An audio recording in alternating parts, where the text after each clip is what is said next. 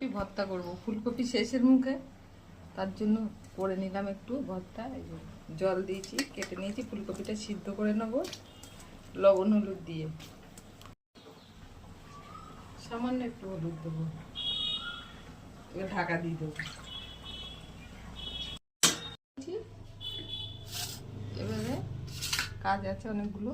শুকনো লঙ্কাটা ভেজে নেব, টমেটো, কাঁচা লঙ্কা, রসুনটাও ভেজে নেব। দিয়েছি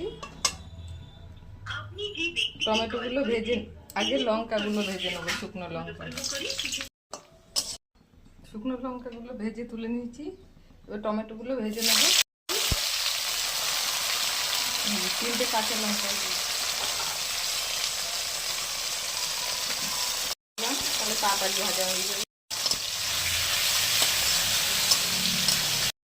তুলে নেবো, আরেকটু ভেজে তুলে নিলাম, গুঁড়ো করে নিয়ে রসুনগুলো ভেঙে দেবো।